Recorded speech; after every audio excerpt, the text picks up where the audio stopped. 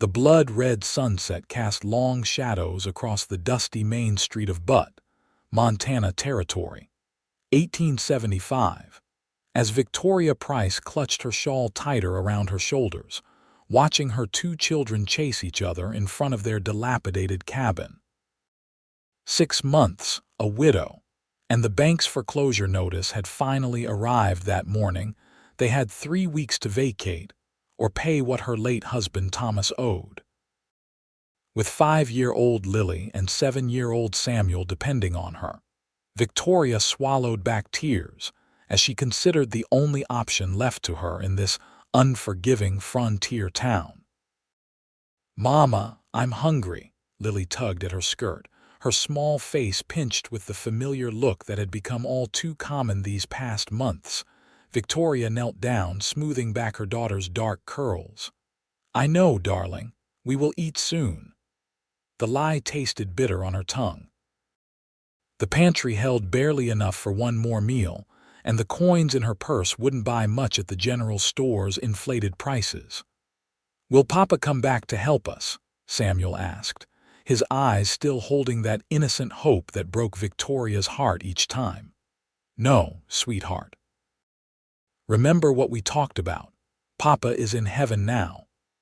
Victoria gathered both children in her arms, their small bodies warm against her. Thomas had been taken suddenly by typhoid fever, leaving behind mounting debts and precious few resources. As the children ran off again to play, Victoria straightened and saw Yates Reed approaching on horseback, his tall figure silhouetted against the darkening Montana sky. The ranch owner's reputation preceded him, fair but intimidating, successful but solitary. Widowed himself some years back, according to town gossip, the man had built the largest cattle operation in the county through sheer determination. Victoria's heart pounded as his horse slowed to a stop in front of her property. This wasn't a social call. Yates Reed never made social calls. "Evening, Mrs. Price," he said, removing his hat to reveal sun-streaked brown hair. His face was weathered from years under the harsh western sun, but his eyes were kind despite his stern expression. "Mr. Reed," she nodded, trying to maintain her dignity despite her threadbare dress and the obvious state of disrepair around their small home.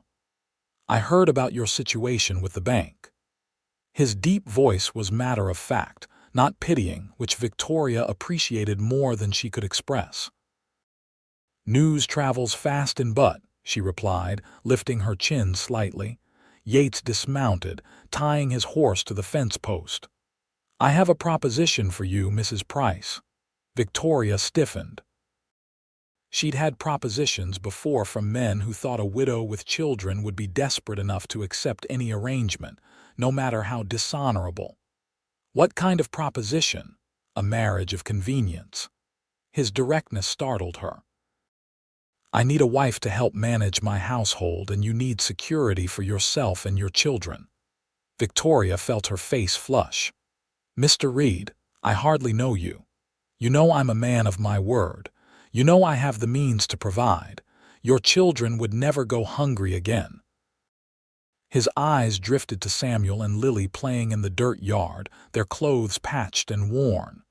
They'd have education opportunity. Victoria followed his gaze. Her children deserved better than the life she could provide alone. Still, she hesitated. "Why me?" "There are plenty of single women in town who would be eager to marry a man of your standing." "I don't need eager, Mrs. Price. I need capable. I've seen how you've managed since your husband's passing. You're resilient. That's what my ranch needs." He paused. "I'm offering a partnership, not romance. We both know what that is. This would be different." Victoria considered his words carefully. A loveless marriage was not what she'd dreamed of, but dreams didn't feed hungry children. "And my children, they can be rambunctious." Yates Reed's expression softened for the first time. "I'm marrying you for your children's sake as much as yours, Mrs. Price. You come as a family." "They've already lost their father," Victoria said, her voice barely above a whisper. "I couldn't bear for them to feel unwanted." The tall cowboy looked her directly in the eyes, his gaze unwavering.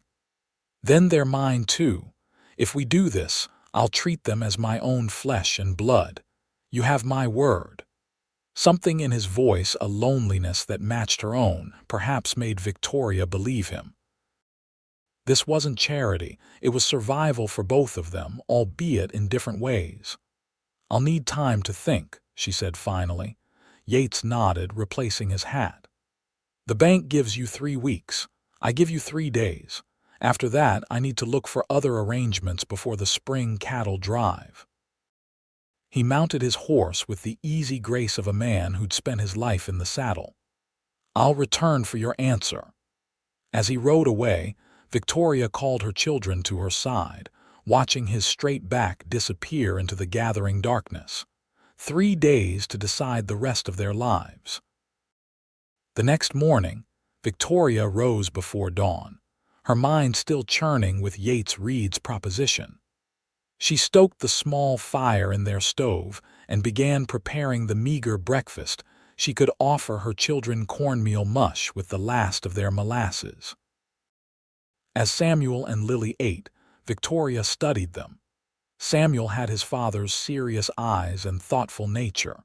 Lily was all energy and curiosity, too young to fully understand the gravity of their situation.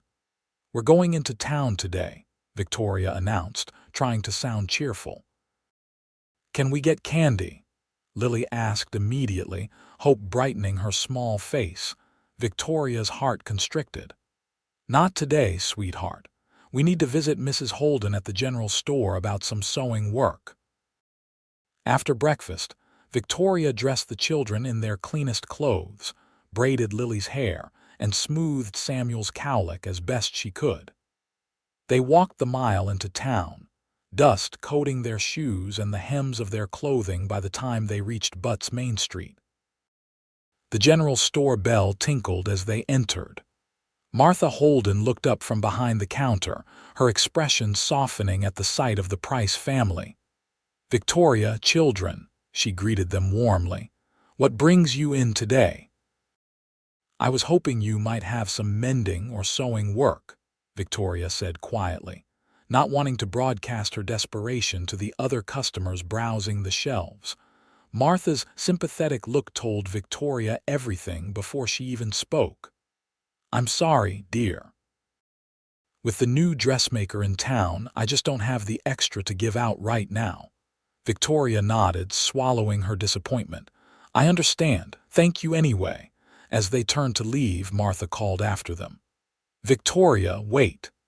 The older woman came around the counter, lowering her voice. "I heard Yates Reed paid you a visit yesterday." News truly did travel fast in Butte. Victoria glanced at her children, who were distracted by a display of colorful tin toys. "Yes, he did. He's a good man," Martha said, her eyes serious. "Keeps to himself mostly since his wife died, but he's fair with his workers and generous when the church needs help." "He proposed marriage," Victoria admitted, seeing no point in hiding what would soon be common knowledge. Martha didn't look surprised. "He's been alone too long. That big house needs a woman's touch, and those children of yours would brighten the place considerably." She paused. "The bank won't show mercy, Victoria, especially not with Sheffield running things now." Victoria knew Martha was right. Henry Sheffield had taken over the Butte Bank 6 months ago, coincidentally right after Thomas died, and had been systematically foreclosing on properties throughout the county. "I'd be marrying for security, not love," Victoria said, testing how the words felt spoken aloud. "Many marriages start that way," Martha replied pragmatically. "Love can grow if given the chance, and if not, mutual respect makes for a solid foundation." She glanced meaningfully at Samuel and Lily. "Those two deserve a chance, Victoria." As they left the store, Victoria's mind was no clearer than before. They walked past the bank, where Henry Sheffield himself was exiting the imposing brick building. He tipped his hat with false civility. "Mrs. Price, what a pleasant surprise. Have you given thought to my offer on your property?" His smile didn't reach his eyes. "It's generous, considering the circumstances." Victoria stiffened. Sheffield had offered to buy their cabin and land for a fraction of its worth, knowing she had no choice but to sell. "I'm considering all my options, Mr. Sheffield." "Options?" He chuckled, the sound devoid of humor. "I wasn't aware you had any, Mrs. Price." Before Victoria could respond, a deep voice interrupted. "She has more than you might think, Sheffield." Yates Reed stood behind them, his tall frame imposing in the morning light. Victoria hadn't heard him approach, but the children had spotted him immediately. "It's the man with the big horse," Lily announced, pointing excitedly. Sheffield's expression soured. "Reid, this is a private conversation." "Not anymore," Yates replied evenly. He turned to Victoria. "Mrs. Price, I was hoping to speak with you about our discussion yesterday."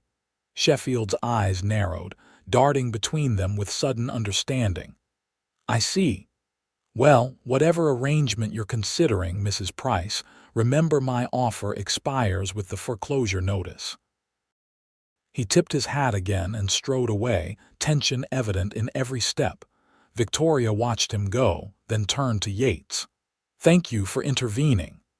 Sheffield's been trying to piece together properties all along the creek, prime water access."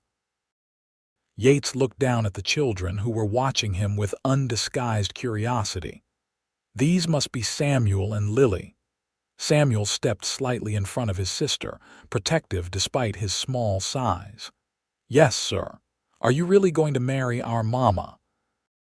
Victoria felt her cheeks flush with embarrassment. "Samuel, that's not—" "It's all right," Yates said, crouching down to the boy's level. "Your mama and I are discussing the possibility." "Would you have thoughts on that?" Samuel considered this seriously, as if being consulted as an equal. "Would we live at your ranch, with the cows and horses?" "You would," Yates confirmed. "And you'd each have your own room in the big house." Lily, not to be outdone, pushed forward. "Do you have candy at your house?" A smile touched Yates's lips, transforming his stern face entirely. "No, but I reckon we could remedy that situation." He reached into his pocket and produced 2 small wrapped candies, offering them to the children. After a glance at their mother for permission, which Victoria granted with a small nod, they accepted the treats with gleaming eyes. "Mr. Reid," Victoria began, "I'm not ready to give you my answer yet." "I understand," he said, straightening. "But I'd like to invite you and the children to visit the ranch tomorrow, see what you'd be agreeing to." It was a reasonable request. Victoria hesitated only briefly before nodding. "We would be happy to accept." "I'll send a wagon for you at 10, Yates said. He tipped his hat and turned to go, then paused. "Mrs. Price, whatever you decide, Sheffield won't get your property. You have my word on that." As he walked away, Lily looked up at Victoria with sticky fingers and a hopeful expression. "I like him, Mama. He gives candy." Samuel was more thoughtful. "Do you think he'd teach me to ride a horse?"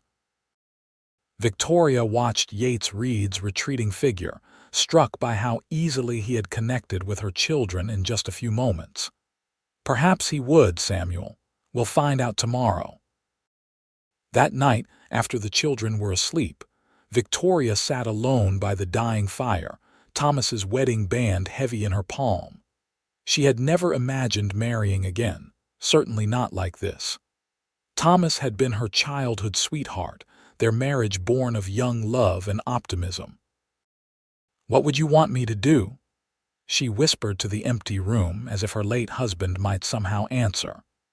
The silence offered no solutions, only the weight of responsibility. Victoria thought of Yates Reed's steady gaze and straightforward offer. There had been no pretense of romance, no false promises, just practical terms and that unexpected declaration. Then they're mine too. Those 4 words had stirred something in her, not love, but perhaps the first seeds of trust. Sleep came fitfully that night, but by morning, Victoria was no closer to a decision. She busied herself preparing the children for their visit to the Reed Ranch, washing their faces and combing their hair while giving instructions on behavior. "Remember your manners," she reminded them as they waited for the wagon. "Mr. Reed is being very kind to invite us." "Is his ranch very big, Mama?" Samuel asked, bouncing with barely contained excitement. "I believe it is," Victoria replied, though she had only heard descriptions. The Reed property, known as Pinecrest Ranch, was reportedly one of the largest in the territory, stretching from the creek valleys up into the pine-covered hills. At precisely 10 o'clock, a wagon appeared, driven by a weathered man who introduced himself as Hank, the ranch foreman. "Mr. Reed sent me to fetch you folks," he said pleasantly. "It's about an hour's ride." The children chattered excitedly throughout the journey, pointing at deer in the meadows and asking Hank endless questions about the ranch, which he answered with patient good humor. Victoria remained quieter, taking in the changing landscape as they left town behind and followed the winding road through stands of aspen and pine. "There it is," Hank announced eventually, gesturing ahead as they crested a hill. Victoria gasped despite herself. Nestled in a broad valley, protected by hills on 3 sides, lay Pinecrest Ranch. A large 2-story house of solid timber construction commanded the center, surrounded by well-maintained outbuildings, corrals, and a substantial barn. Cattle grazed in the distance, and the entire property seemed to radiate prosperity and permanence. "It's like a castle," Lily exclaimed. Hank chuckled. "Mr. Reed built it himself with help from the men, started with just the main room and kept adding on as the ranch grew." As the wagon approached, Victoria saw Yates emerge from the barn, wiping his hands on a cloth. He wasn't dressed for company. His shirt sleeves were rolled up, revealing strong forearms, and his clothes showed evidence of a morning's work, but he walked toward them with purpose. "Welcome to Pinecrest," he called as Hank brought the wagon to a stop. Samuel and Lily scrambled down before Victoria could stop them, eyes wide as they took in everything. Victoria followed more sedately, suddenly self-conscious in her simple blue dress. "Thank you for inviting us," she said formally. Yates nodded, then addressed the children directly. "I thought you might like to see the new foals while your mother and I talk. Hank here knows more about horses than anyone in the territory." The children looked to Victoria for permission, which she granted with a nod. As Hank led them toward the corral, Yates turned to Victoria. "I'll show you the house," he said, offering his arm in a gesture that seemed almost reflexive rather than calculated. Victoria hesitated briefly before placing her hand on his forearm, feeling the solid strength beneath the cotton sleeve. They walked in silence toward the main house, up 3 wide steps to a covered porch that wrapped around the front. Inside, the house was both impressive and clearly masculine. The main room was spacious, with a large stone fireplace and sturdy furniture. Windows let in abundant light, and everything was clean if somewhat austere. "My wife Sarah decorated much of it," Yates explained, a hint of awkwardness in his voice at mentioning his late wife. "I haven't changed much since," Victoria nodded, understanding completely. "It's a beautiful home." He showed her the kitchen with its large cast iron stove and well-stocked pantry, the dining room that could easily seat 12, and a small study filled with books, evidence of a mind that valued knowledge. Upstairs were 4 bedrooms, a master bedroom, clearly Yates's, and 3 others that stood mostly empty save for basic furnishings. "The children would have these 2 rooms," Yates explained, gesturing to rooms with views of the mountains. "And you would have your privacy here." He indicated a pleasant room across the hall from his own, with a small sitting area and a window that caught the morning light. Victoria's mind filled in the details: curtains she could sew, quilts to brighten the beds, perhaps small rugs for the wooden floors.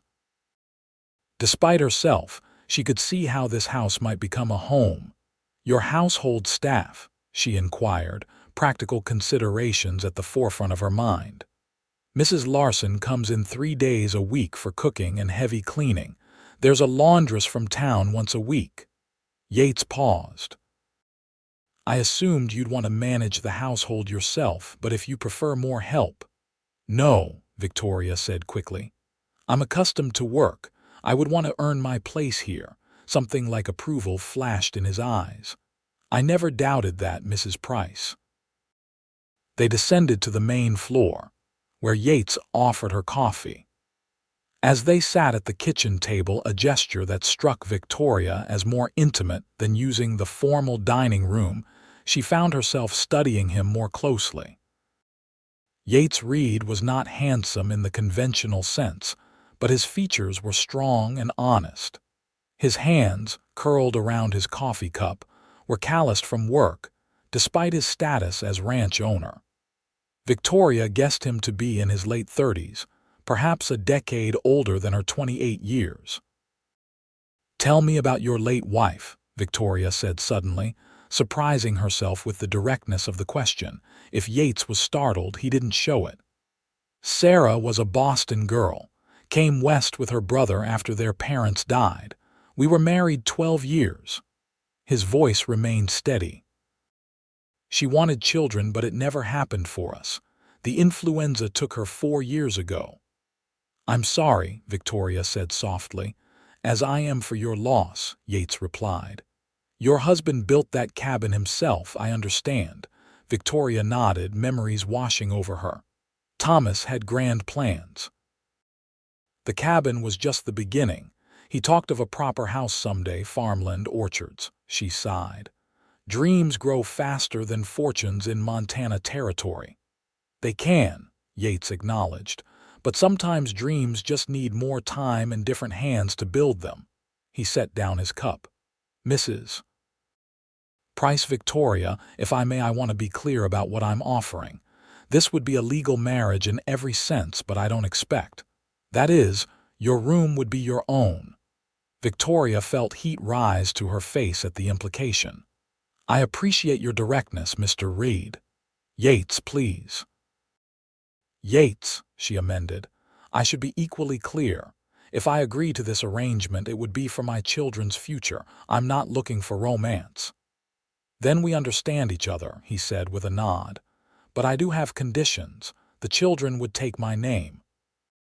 I would have legal authority as their father, including decisions about their education and upbringing, though I would always consult you."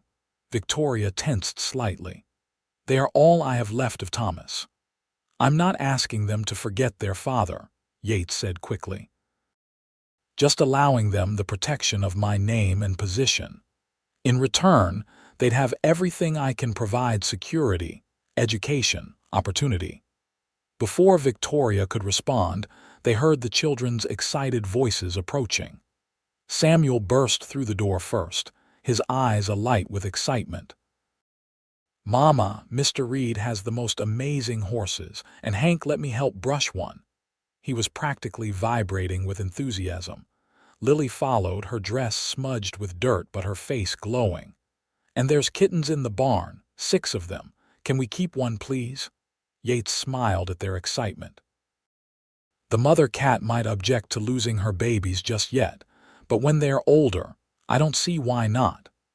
Victoria shot him a glance, struck by how easily he included the children in the future of this place, how naturally he spoke of when, rather than if, they would be here. "Have you seen the whole house?" Samuel asked, looking around with undisguised awe. "Mr. Reed has given me a very thorough tour," Victoria confirmed. "Can we see our rooms?" Lily asked, already assuming what Victoria had not yet decided. Yates looked to Victoria, deferring to her parental authority in a way that didn't go unnoticed. "Yes," Victoria said after a moment. "Mr. Reed can show you the rooms that would be yours if we decide to accept his offer." As Yates led the children upstairs, Victoria remained in the kitchen, her mind whirling. Through the window, she could see the ranch stretching before her, the orderly buildings, the distant cattle, the mountains beyond. It represented security her children would never know otherwise. When they returned downstairs, Samuel was already planning where his few possessions would go, while Lily skipped around the room, chattering about curtain colors. Victoria's heart ached at their innocent enthusiasm, their easy acceptance of the possibility of this new life. "Perhaps we should show your mother the rest of the ranch," Yates suggested, sensing Victoria's overwhelm. The remainder of the afternoon passed in a blur of introductions to ranch hands, tours of the barn and outbuildings, and a simple but hearty lunch prepared by Mrs. Larson, who had arrived to begin dinner preparations. The older woman eyed Victoria with curious approval, clearly having been informed of the potential arrangement. As the day waned, Victoria found herself standing beside Yates on the porch, watching as Hank entertained the children by teaching them to lasso a fence post. "They've taken to ranch life quickly," Yates observed. "They're adaptable," Victoria said. "They've had to be." She turned to face him directly.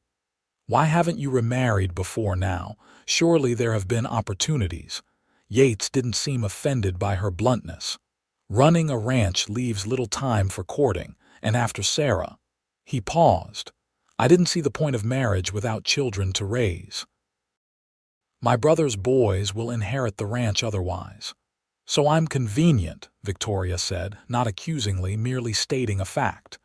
"Yes," Yates admitted candidly, "as I am for you, but convenience doesn't preclude respect or friendship, Victoria. Those can be the foundation of a successful partnership." Victoria watched her children laughing in the late afternoon sun.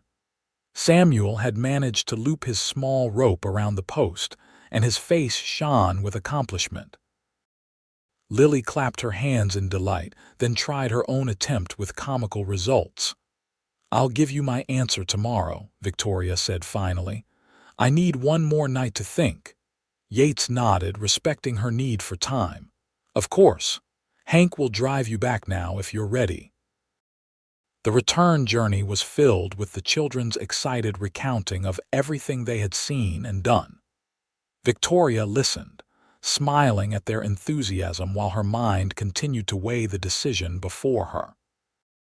That night, after tucking the exhausted children into bed, Victoria sat alone once more. She took out paper and pen, making 2 columns as Thomas had taught her to do when facing a difficult choice. On one side, she listed the benefits of accepting Yates's proposal: security for her children, education, a comfortable home, protection from Sheffield's schemes. On the other, the costs: leaving the home Thomas built, marrying a man she didn't love, the whispers that would inevitably follow in town. When she finished writing, the decision seemed clear on paper. But her heart still hesitated. Victoria slept fitfully and rose before dawn to bake bread, a futile activity given their uncertain future, but the familiar routine calmed her nerves. By the time the children awoke, she had made her decision. Yates arrived precisely at the time he had promised, his horse's hooves announcing his approach while Victoria was hanging laundry. She set down her basket as he dismounted. "You're prompt," she observed. "A ranch runs on schedules," he replied, removing his hat. "The cattle don't care if you're feeling indecisive." The practical statement, so devoid of artifice, somehow steadied Victoria's resolve. "I've made my decision." Yates waited, his expression neutral but his eyes betraying a hint of tension. "I accept your proposal," Victoria said clearly. "For my children's sake, I will marry you." Relief flickered across his features before he controlled his expression again. "You won't regret it, Victoria. I'll provide for you all. There are conditions," she continued, lifting her chin. "The children will know about their father. I'll keep mementos, tell his stories." "Of course," Yates agreed immediately. "And while I understand this is a practical arrangement, I expect to be treated as a partner in this marriage, not a servant or a charity case." A hint of a smile touched Yates's mouth. "I would expect nothing less." Victoria took a deep breath. "When would you want the wedding to take place?" "The sooner the better, to secure your position legally before Sheffield can cause more trouble." Yates considered. "This Sunday after church services. Reverend Collins could perform the ceremony, 3 days."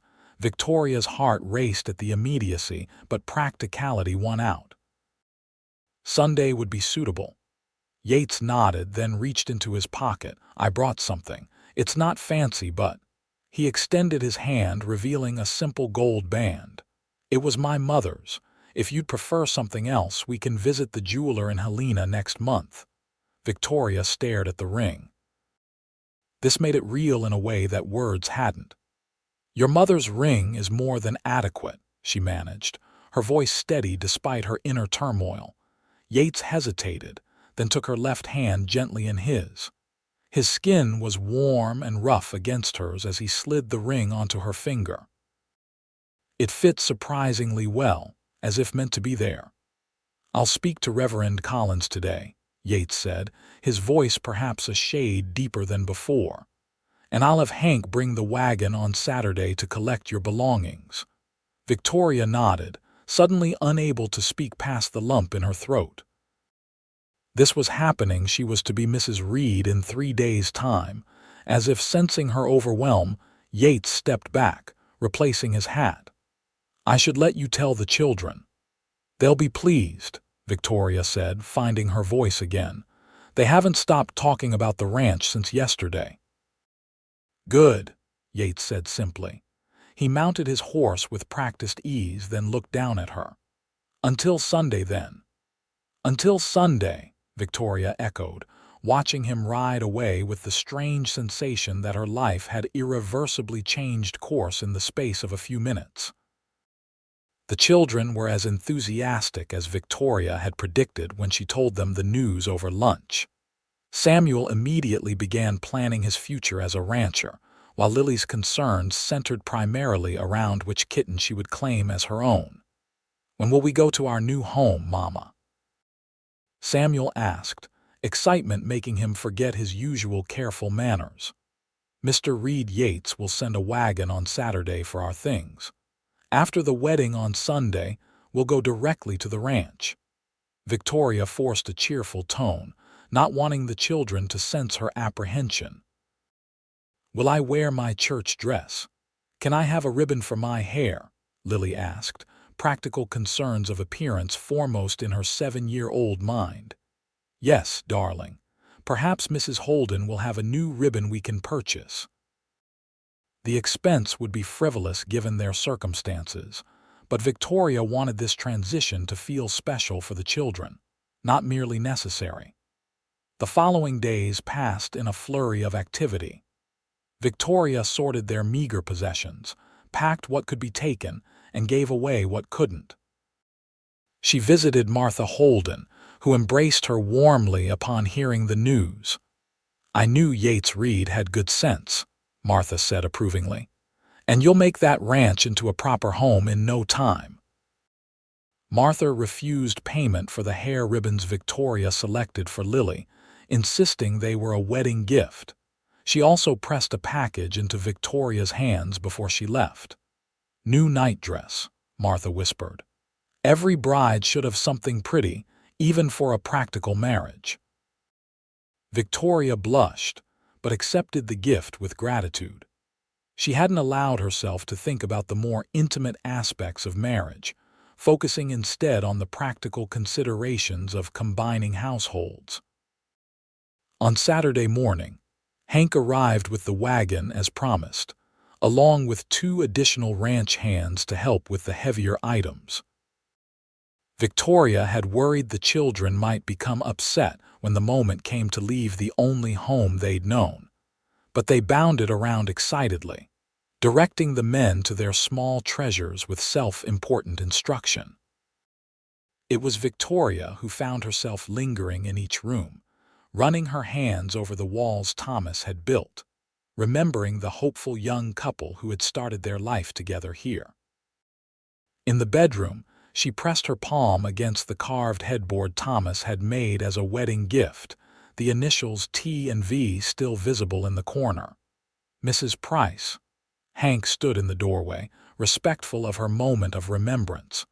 "We've loaded everything you marked. Is there anything else?" Victoria nodded, composing herself. "The headboard, please, and this rocking chair." Hank nodded. "We'll take good care of them, madam." By midday, the wagon was loaded and the cabin stood empty. Victoria took one last walk through the rooms, saying a silent goodbye to the life she had shared with Thomas. When she emerged into the sunlight, Samuel and Lily were already perched on the wagon seat, eager to depart. "Mama, hurry. Mr. Hank says we can stop by the creek to see the beaver dam." Samuel called. Victoria smiled, locking the cabin door one final time. She would leave the key with Reverend Collins for whoever might next occupy this place. Perhaps another young family with dreams of their own. "I'm coming," she called, turning her back on the cabin and walking toward her children and the future that awaited them. That evening, Victoria and the children stayed at the small room behind the church that Reverend Collins kept for travelers or those in need. The minister's wife, Agnes, fussed over them, helping Victoria press her best dress and arranging Lily's hair in a practice run for the morning. "Yates Reed is a good match," Agnes assured Victoria as they sat drinking tea after the children were asleep. "A man of faith and principle. Sarah's passing hit him hard, but he's worked through his grief." Victoria appreciated the woman's kindness but felt a pang at the mention of Yates's first wife. She would always be the second Mrs. Reed, stepping into a role previously filled by a beloved spouse. The parallel to what any future wife of Thomas might have felt gave her a new perspective. "I hope to honor Sarah's memory," Victoria said quietly. "It can't be easy for him to bring another woman into their home." Agnes patted her hand. "The fact that you're thinking of such things tells me he's chosen well." Sunday dawned clear and warm for early spring. Victoria dressed with care in her navy blue dress, her only good garment, but well-maintained and flattering with its fitted bodice and modest bustle.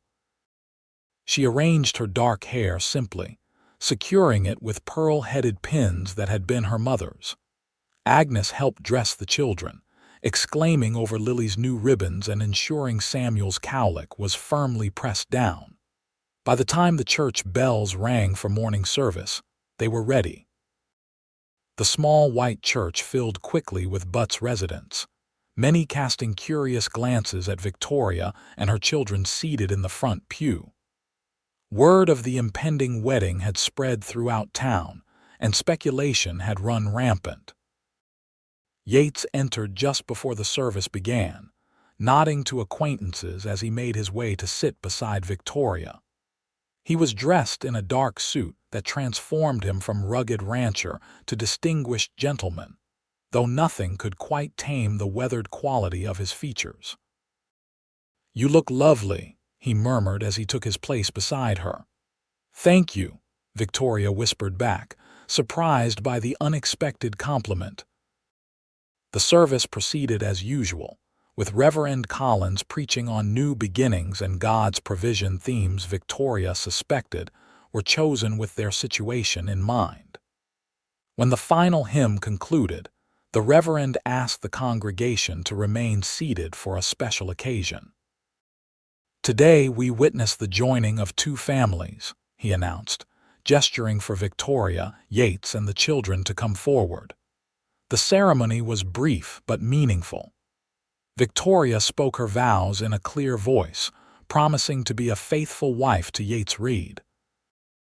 When she placed a simple gold band on his finger purchased with the last of her savings, she was surprised to see a flash of emotion cross his stoic features. "I now pronounce you husband and wife," Reverend Collins declared. "Mr. Reed, you may kiss your bride." Victoria hadn't considered this moment in her preparations. She felt her cheeks warm as Yates leaned forward, his hand gently cupping her elbow.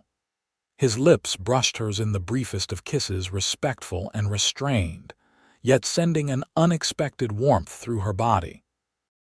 Applause broke out among the congregation, with a few cheers from the ranch hands seated in the back. Lily beamed up at them, while Samuel stood straight and serious, as if understanding the significance of the moment better than his young sister. After accepting congratulations from the townsfolk, they climbed into Yates's wagon for the journey to Pinecrest Ranch to home. Victoria corrected herself mentally. This was home now. The children chattered excitedly during the journey, but Victoria and Yates maintained a companionable silence, each perhaps contemplating the step they had just taken. When they crested the final hill and the ranch came into view, Victoria felt a strange mixture of apprehension and relief. As the wagon pulled up to the house, Victoria was surprised to see smoke rising from the chimney and lanterns lit within, though the afternoon sun was still high. "Mrs. Larson insisted on preparing a wedding dinner," Yates explained, helping her down from the wagon. "The hands will join us later for cake." Inside, the house had been transformed. Fresh-cut wildflowers adorned the table, a white tablecloth replaced the usual oilcloth, and delicious aromas wafted from the kitchen. Mrs. Larson emerged, wiping her hands on her apron, her round face beaming. "Welcome home, Mrs. Reed," she exclaimed, embracing Victoria warmly before turning to the children. "And welcome to you two as well. There's fresh cookies in the kitchen if your mother approves." Victoria nodded and the children dashed off, leaving her alone with Yates in the main room. An awkward silence fell between them, the reality of their new situation suddenly stark. "I had Hank put your things in your room," Yates said finally. "The headboard's been installed. I hope that meets with your approval." "Thank you," Victoria said, touched by his thoughtfulness. "It means a great deal to the children to have familiar items around them." "And to you," Yates observed perceptively. Victoria met his gaze. "Yes, to me as well. Dinner was a surprisingly festive affair. Mrs. Larson had outdone herself with roast beef, potatoes, fresh bread, and vegetables from the root cellar." The children ate heartily, their earlier shyness around Yates melting away as he told them stories about the ranch's early days and answered Samuel's endless questions about cattle. Later, as promised, the ranch hands gathered for cake and coffee, offering good-natured congratulations and barely disguised curiosity about their boss's new family. Victoria found herself warming to these rough but respectful men who clearly held Yates in high esteem. As twilight deepened into night, Mrs. Larson departed, and Yates helped Victoria settle the overexcited children into their new rooms. Lily fell asleep almost immediately, clutching a small rag doll that had been placed on her pillow, a thoughtful gesture Victoria suspected was Yates's doing. Samuel took longer, his mind racing with all the new experiences of the day. "Will you teach me to ride tomorrow, Mr. Reed? A real horse, not just a pony. We'll start with something gentle," Yates promised. "But yes, every rancher needs to ride." "I'm a rancher now," Samuel asked, his eyes wide. "You're a Reed now," Yates said simply. "And Reeds are ranchers." The simple statement brought unexpected tears to Victoria's eyes. She busied herself tucking the blankets around Samuel to hide her emotion. When both children were finally asleep, Victoria and Yates found themselves alone in the hallway between their rooms. The awkwardness from earlier returned, heightened by the late hour and the intimate setting. "I meant what I said about your privacy," Yates said quietly, seeming to read her thoughts. "Your room is your own." Victoria nodded, grateful yet strangely conflicted. "Thank you, it's been quite a day." "Indeed it has, Mrs. Reed." A ghost of a smile touched his lips at the new name. "Sleep well." In her room, Victoria slowly undressed, considering the day's events. The wedding band on her finger caught the lamplight, a tangible symbol of her new status. Mrs. Victoria Reed, wife of the most prosperous rancher in Butte, Montana. She opened her trunk and found the package from Martha, the new nightdress lying atop her other belongings. With a moment's hesitation, Victoria unfolded its simple white cotton, but with delicate embroidery at the neckline and small pearl buttons, more elegant than anything she had owned before. After washing at the basin, Victoria put on the nightdress and stood before the small mirror on the wall. The woman who looked back at her seemed both familiar and foreign, still Victoria, but now carrying the weight and promise of a new identity. She extinguished the lamp and climbed into bed, the mattress softer than any she had slept on in years. Outside, an owl called into the night, and somewhere in the distance, a coyote answered. New sounds, new home, new life. Victoria closed her eyes and surrendered to exhaustion, hoping that time would ease the strangeness of it all. The following weeks brought a gradual adjustment to ranch life. Victoria established routines for the household, working alongside Mrs. Larson rather than merely directing her. The older woman proved to be a treasure trove of information about the ranch's operation and Yates's preferences, and they quickly developed a comfortable working relationship. The children adapted even more readily. Samuel shadowed Yates whenever possible, absorbing knowledge about horses, cattle, and ranch management with an enthusiasm that clearly pleased his new stepfather. Lily divided her time between following Victoria and exploring the ranch under the watchful eyes of whoever was nearby, her natural charm winning over even the most taciturn ranch hands. Yates himself remained somewhat of an enigma to Victoria. During the day, he was often busy with ranch work, returning from meals with fascinating stories or observations that delighted the children. In the evenings, they would sit together in the main room, sometimes talking about the day's events, sometimes reading in companionable silence after the children were abed. He was unfailingly respectful of her position as his wife and the children's mother, consulting her on decisions and supporting her authority. Yet there remained a careful distance between them, as if both were navigating uncertain terrain. One evening, about a month after the wedding, Victoria sat on the porch mending one of Samuel's shirts as the sun set over the distant mountains. The air was sweet with spring blossoms, and the ranch was settling into its nighttime routine, horses nickering in the corral, ranch hands laughing by the bunkhouse, the distant lowing of cattle. Yates emerged from the barn and crossed to the house, his stride long and purposeful as always. He paused at the bottom of the porch steps, removing his hat.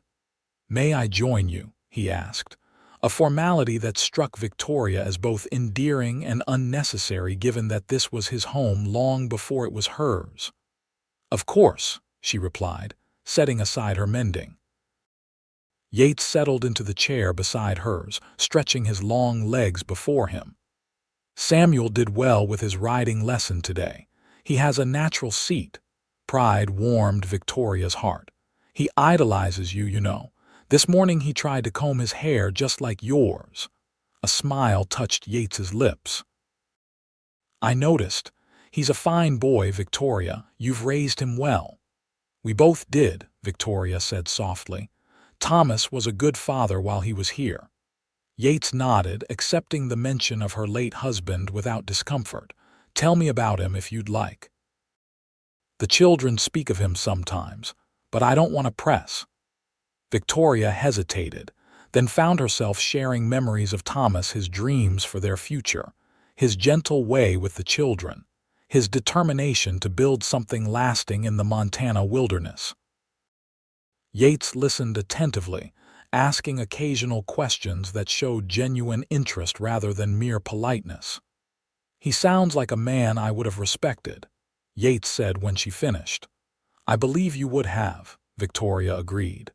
After a moment, she added, "Would you tell me about Sarah? The children should know about her too, since this was her home." Yates was quiet for so long that Victoria feared she had overstepped, but when he began speaking, his voice was steady, filled with memories rather than pain. Sarah was educated, cultured. She brought books and music to this place when it was little more than a cabin and a dream. He described her determination to create beauty in the wilderness, her courage during difficult years, her disappointment when children didn't come. "She planted the apple trees beyond the corral," he said, gesturing toward the orchard Victoria had admired. "She didn't live to see them bear fruit. We'll make preserves from them this fall," Victoria promised. "And I'll tell the children the story of who planted them." Yates turned to look at her, the fading light softening his weathered features. "You're not what I expected, Victoria Reed." "What did you expect?" she asked, genuinely curious. "Someone practical, capable, yes. But not someone who would honor Sarah's memory or understand a rancher's life so intuitively." His gaze held hers. "You fit here in a way I didn't anticipate." Victoria felt warmth spread through her chest at his words. "I didn't expect to feel so at home so quickly," she admitted. "But Pinecrest has a way of claiming one's heart." "Yes," Yates agreed quietly. "It does." Something shifted between them that evening, a deepening of understanding, perhaps, or the first tentative step toward something more than their arranged partnership. Victoria found herself thinking of Yates differently in the days that followed, noticing small details she had overlooked before. The gentleness of his hands when helping Lily onto a pony, the quiet authority with which he managed the ranch, the rare but transformative nature of his smile. Spring progressed into early summer, bringing longer days and new rhythms to ranch life. The cattle were moved to higher pastures, garden plots yielded their first harvests, and the children grew increasingly confident in their new environment. Samuel's 8th birthday arrived in June, and Victoria planned a small celebration. Mrs. Larson baked his favorite chocolate cake, and several neighboring families with children were invited for an afternoon of games and food. The night before the party, Victoria was putting finishing touches on Samuel's gift, a hand-stitched leather pouch for the treasures young boys inevitably collect, when Yates entered the main room carrying a long, narrow package wrapped in brown paper. "I hope this isn't overstepping," he said, setting the package on the table. "For Samuel tomorrow." Victoria set aside her work and untied the string. Inside lay a beautifully crafted child-sized fishing rod, the wood polished to a soft gleam. "Yates, it's perfect," she breathed, running her fingers along the smooth surface. "He'll be thrilled." "There's good trout in the creek," Yates said, a hint of boyish enthusiasm in his voice. "I thought I could teach him if you approve." Victoria looked up, struck by his continued deference to her parental authority despite his legal status as Samuel's stepfather. "Of course I approve. You don't need to ask permission for such things, Yates. You're his father now, too." Yates's expression softened in a way that made Victoria's heart beat faster. "Thank you for that. It means more than you might know." The birthday celebration was a resounding success. Samuel proudly showed his friends around the ranch, visibly pleased when Yates introduced him as "my son Samuel" to neighbors who hadn't yet met the family. The fishing rod was received with predictable delight, and plans were immediately made for a fishing expedition the following day. That night, after the children were asleep and the house quiet, Victoria sat at her dressing table brushing her hair. The day had been perfect in so many ways, seeing Samuel so happy, watching Yates interact with the children, feeling accepted by their neighbors as the new Mrs. Reed rather than the poor widow Price. A soft knock at her door startled her from her thoughts. "Victoria." Yates's voice, low and hesitant. She rose quickly, wrapping a shawl around her nightdress-clad shoulders before opening the door. Yates stood in the hallway, still fully dressed though he had removed his boots. "Is everything all right?" she asked, concerned by his uncharacteristic late-night visit. "Yes, I just—" He paused, seeming uncharacteristically uncertain. "I wanted to thank you." "For what?" "For today. For making this house feel like a family home again." His eyes met hers, earnest and warm. "For trusting me with your children." Victoria's chest tightened with emotion. "They're your children too now, Yates. You've made that abundantly clear through your actions." He nodded, a smile tugging at his mouth. "Samuel asked if he could call me Pa today when we were setting up the game." "And what did you say?" Victoria asked softly, though she could guess the answer from the poorly concealed joy in his expression. "I told him I'd be honored." Yates's voice roughened slightly. "I never thought I'd hear a child call me that."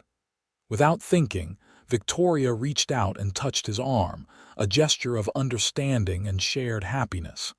Yates looked down at her hand, then back to her face. Something changed in his eyes, a warmth that hadn't been there before, or perhaps had been carefully hidden.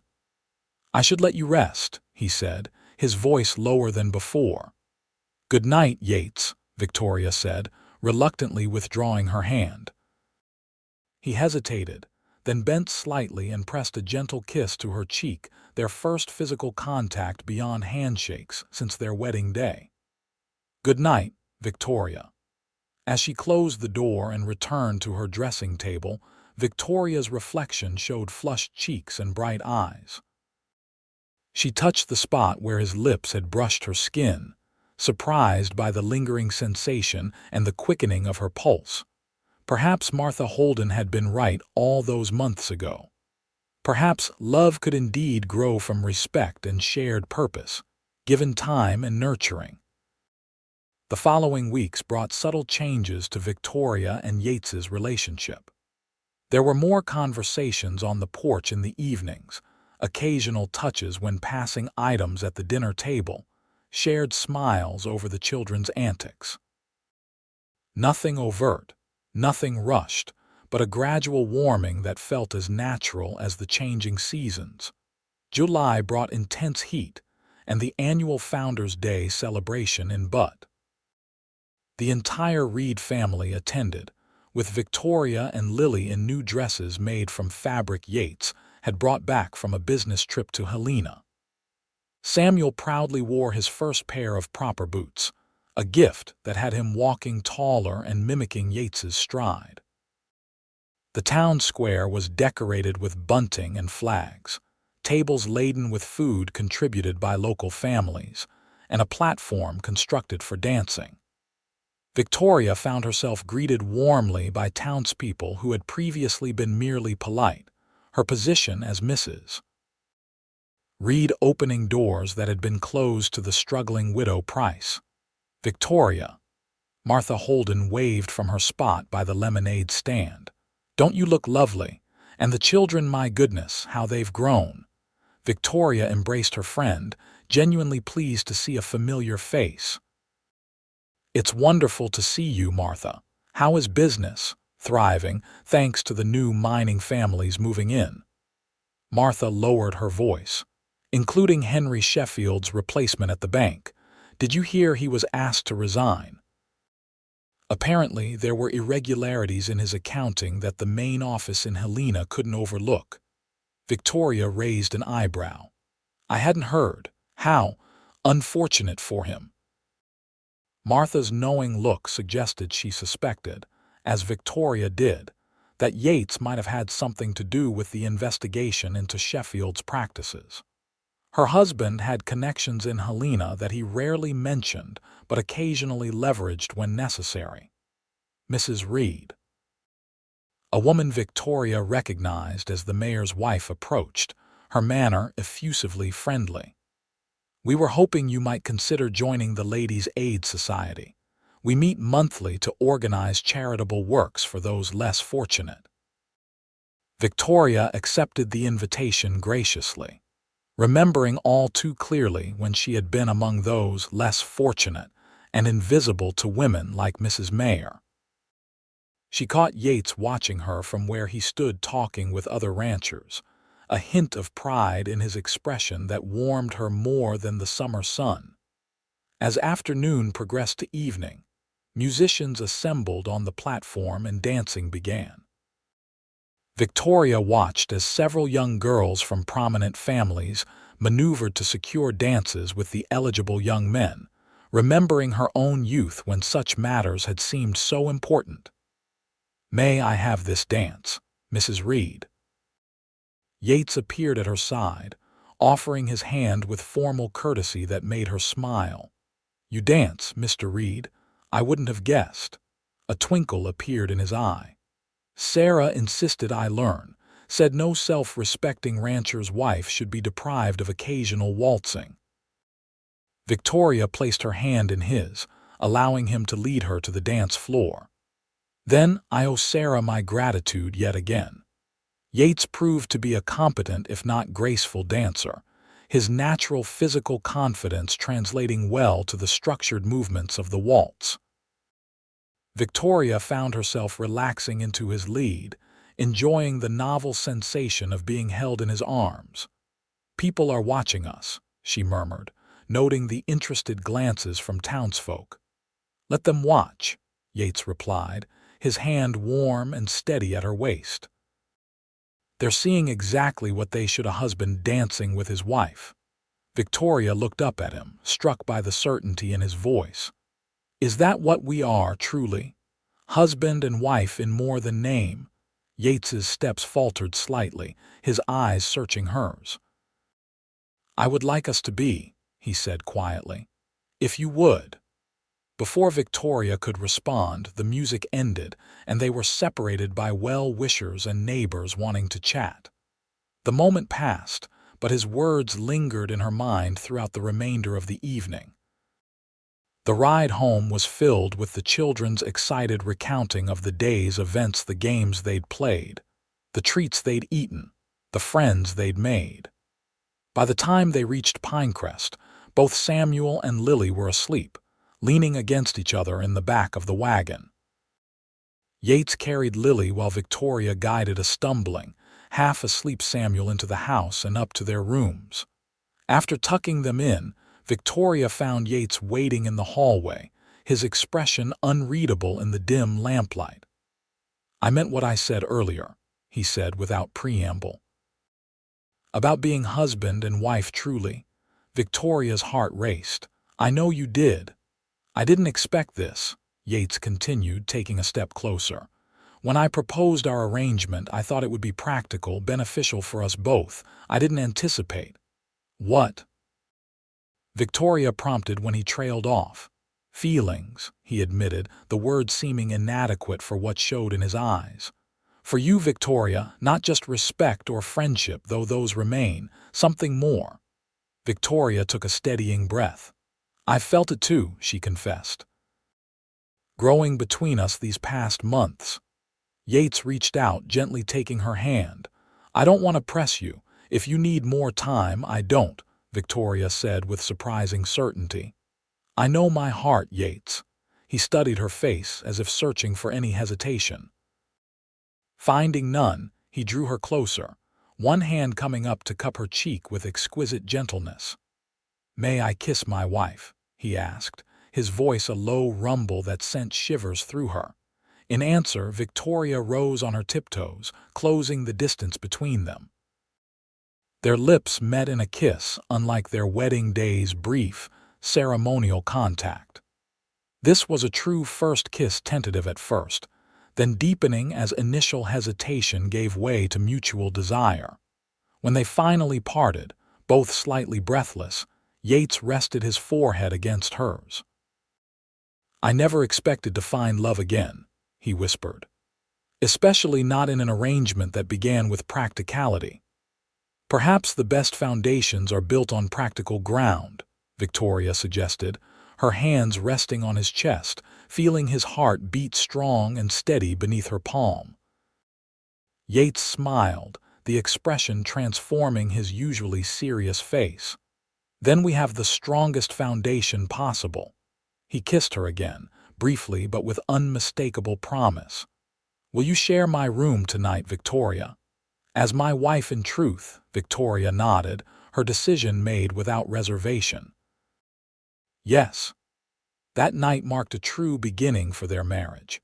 What had started as convenience blossomed into genuine love, built on the solid foundation of respect and shared purpose that had brought them together. In the months that followed, Pinecrest Ranch flourished under their joint care. Victoria's natural organizational skills complemented Yates's vision and industry. The ranch expanded its operations, adding sheep to their cattle holdings and establishing trade connections with merchants as far away as San Francisco. The children thrived as well. Samuel grew confident and capable, learning ranching skills from Yates while maintaining his mother's emphasis on education and reading.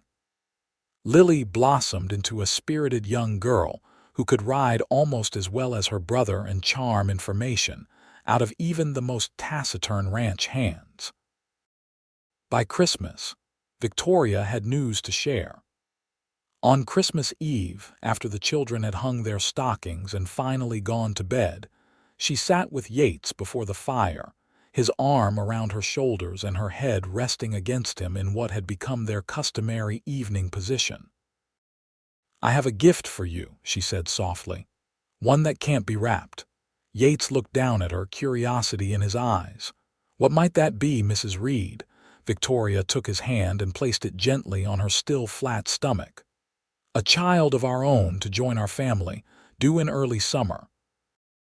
Yates's expression transformed from confusion to wonder in an instant. "Victoria," he breathed, his voice thick with emotion. "Are you certain? Dr. Miller confirmed it yesterday when I was in town," she nodded, watching joy spread across his features. Yates gathered her in his arms, holding her as if she were the most precious thing in the world. "Thank you," he whispered against her hair, "for this gift, for Samuel and Lily, for making my house a home again." "Our home," Victoria corrected gently. "Our family." "Our family," Yates agreed, his hand still resting protectively over the new life growing within her.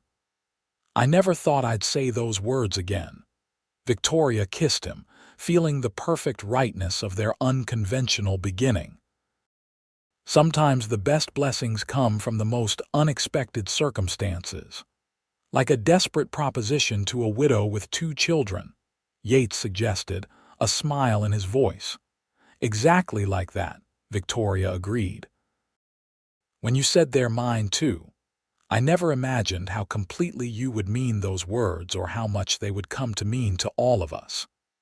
The following June, Victoria gave birth to a healthy son they named James Thomas Reed, honoring both Yates's father and Victoria's first husband. Samuel and Lily adored their baby brother, proudly telling anyone who would listen that he was a true ranch baby, born right at Pinecrest. As the years passed, the Reed family expanded again with the addition of twin daughters, Emily and Grace, completing their family circle.